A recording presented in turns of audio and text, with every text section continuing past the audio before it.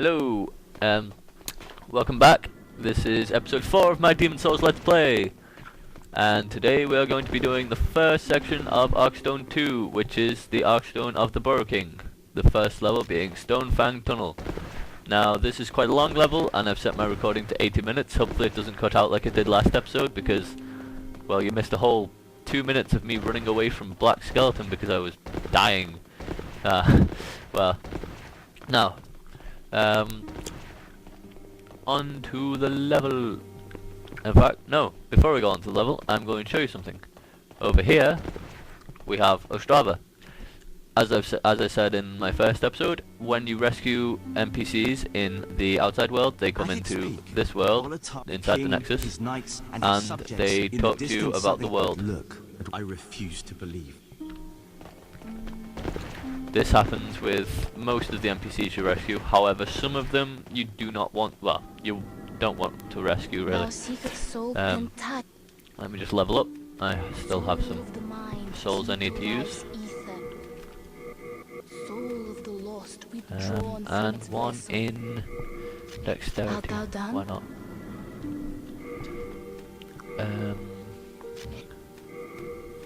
I do have some souls. In fact, no, I'm going to keep that. I might get the Dozer Axe. I'm not going to get the Meat Cleaver, and this does give you quite a few souls, so I'm going to consume it. With 13.2k. Storied Hero Soul. That's another 4k. Storied Soldier Souls, another 2,000. Some Renowned Hero Soul, another 1,000, I think. Yep. And an Unknown Hero Soul, which is only 400. And then I can get a few more level ups. Now, obviously you don't want to consume boss souls willy-nilly. You don't want to end up just all of you consuming all of them, because some of them do give you really powerful abilities and stuff. So basically, when I go through the when I find some useful ones, then I mean the adjudicated soul is useful, but in fact, I'm gonna get one magic level up just so, or 2 magic level ups just so the Crescent Falcon does a bit more damage until I get a better weapon. Right.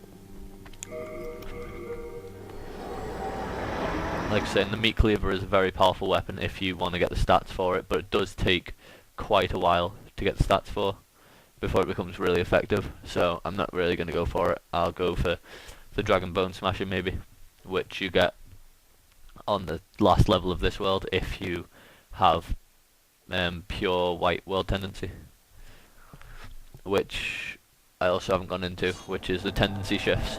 Basically, if you die in body form in a world, the tendency shifts towards black. All the enemies get harder. If you die in soul form, nothing happens basically. But if you do die in body form, you will lose. I think it's 1 point for dying in body form, and there's not much else. I think you also lose.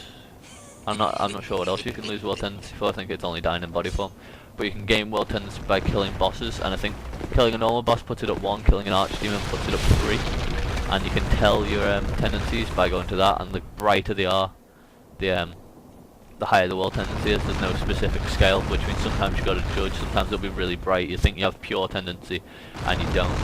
Like, yeah, and you have to have pure tendency or pure black tendency to unlock some of the areas on the game. Like on the 3rd level of this, there is an area where the Dragon Bone Smasher is, and you have to have pure white world tendency to unlock it.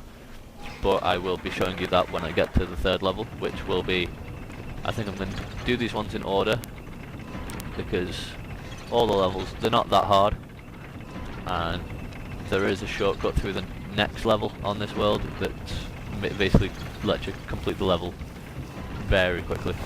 Now, that's how a fat official usually attacks. They have flame attack. You gotta keep your stamina up, just going for this odd swing.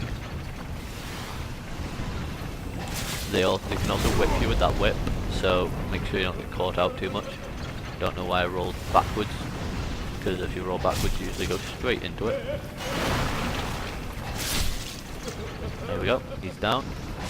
Take these guys down. These are the lizard men I've been talking about. These ones can only punch you. They still do a little bit of damage, but not very much. And that is a crushing battle axe +1.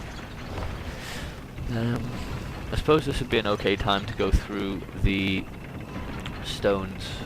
Basically, there's about 15 types of stones, I'd say. I'm not sure exactly how many, but stuff like greystone, which upgrades crushing weapons, and crushing makes it take a lot more from strength bonuses, but gets rid of any other bonuses on the weapon, such as bonuses from dexterity or magic, like that crushing great axe you saw there. I think the great axe has a D in dexterity scaling, so it'd completely wipe out the dexterity scaling and start putting up the strength scaling higher. Stone of Ephemeral Eyes, yes. There's loads of other ones like Sucker Stone, which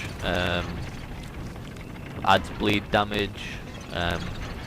Marrow Stone, which are called Fatal Stone, I think, in the American version or Japanese version, which improves critical hits, or well, yeah, improves the damage it does when you do a riposte or a backstab. There's other things like Spider Stone, or yeah, I think Spider Stone, which upgrades which you can use to upgrade bows. Yeah, Shard of Spider Stone, they're used to upgrade bows into sticky bows, which do more damage. Or no, they scale higher with dexterity. It eliminates the strength bonus on bows, I think. But either way, it makes bows more powerful if you've got high dexterity, which is what you want to be leveling mainly if you are going for a ranged build. Seems to be getting quite a few drops. There's Hardstone and Sharpstone. Sharpstone is used to get basic weapons up to level 5. You can just get regular updates to regular upgrades to level 5, and you can do the same with shields as well. Also, there's 3 dogs behind here, and they're slightly stronger than the dogs in World 1, I think. The only reason they're not hitting on me is because I'm not really letting them. Just wait for that guy to fire one, and then hide behind here.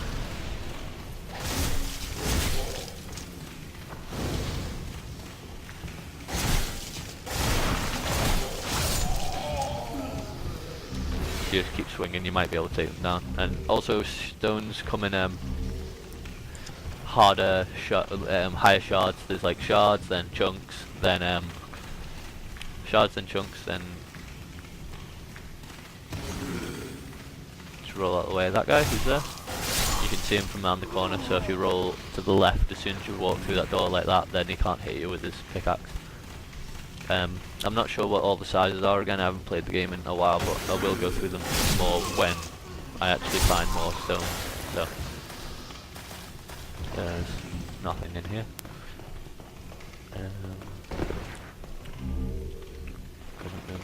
Yay. There's a pickaxe in here which, if you upgrade using Sharpstone, you can turn into several things, such as a war scythe called the Size, or a few other weapons with boss souls you can upgrade from scythes to different weapons. Now there's a fat official across this bridge, but if you walk across the bridge in the middle, all the planks fall out from it. So what you want to do is you want to walk on the very edge, and then when you get to the middle, just try and keep your shield up, because I forgot to keep the shield up, so I took max damage from that hit. No, I fell. Darn it. Oh well, I have to go down here anyway.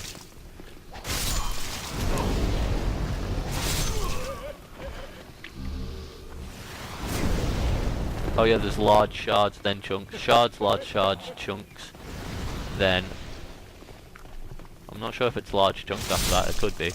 And then there's pure. And the pure rocks are quite important, because they're what's used to get it to the highest form of that kind of weapon. Like I said about, if you upgrade the Crescent Falcon, which I'm using at the moment, it's currently at +1 Crescent, and you get Crescent from Dark Moonstone, and that makes it regen mana which is good because if you're using mage, then it'll regen your mana a little bit, so you'll be able to cast more spells. And it'll also...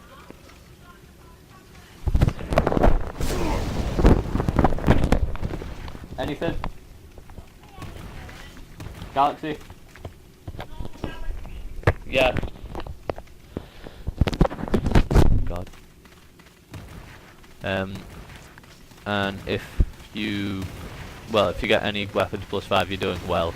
And on Crescent, it upgrades the amount of mana regen. It also upgrades the amount of damage it increases by you having a higher magic stat, which is pretty important.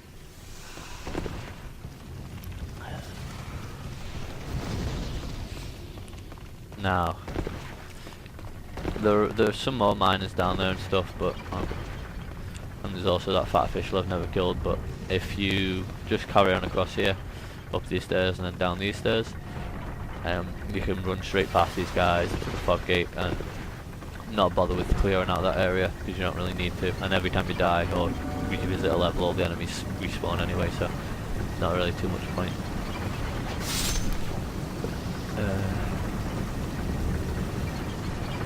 Now that's the only shard of meltstone in the actual game, I think. I'm pretty sure I've never found another on any of my playthroughs, and it's used to return weapons back to their original abilities, which is, I suppose, a good thing if you accidentally upgrade a weapon to the thing you don't want it upgraded to, but I've never had to use it, so I'm not sure how, well, great an item it is for anyone else.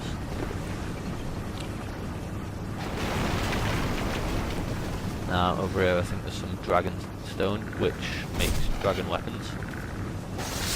Dragon weapons are, well, they do fire damage as well as doing normal damage. Yes, there is a shard of dragon stone. Now when I said there's shards, large shards, chunks, large chunks, that large chunks and large shards only apply to sharpstone and hardstone. All the rest just come in shards, chunks and pure. So don't go looking around trying to make sure you have large chunks of dragonstone and stuff, because they don't actually exist.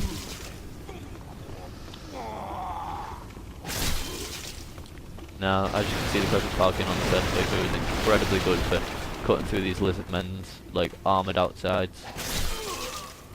But at the moment, well, like I said, at the moment it is, but when you get further on through the playthroughs, it isn't very good. You'll need to use other weapons. Because, well, unless you get to +5, if you get to +5 and you got a high magic stat, you can use it alongside magic and it will, it'll kill everything reasonably quickly.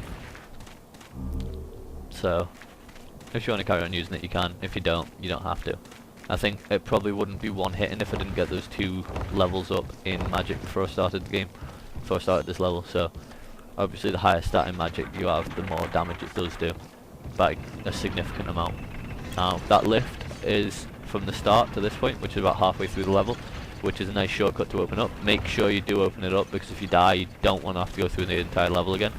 And there's also, if you go down to the bottom of that lift, there's Blacksmith Ed, who can upgrade your weapons using all the stones, whereas Blacksmith Baldwin in the Nexus can only use Sharpstone, Hardstone and Clearstone. And just if you roll back from that guy, then you will get hit by his pickaxe, and you can carry on past here into the room with several of them. Just take them down one by one. There's one guy with a pickaxe there, and then the rest don't even have sacks. The ones with sacks carry several more stones than the ones without sacks, and they can also swing those sacks at you, and they do more damage than just fists by quite a lot. Now, if we carry on along here, there is this area where I think over there's just some unknown soldier souls, and if you do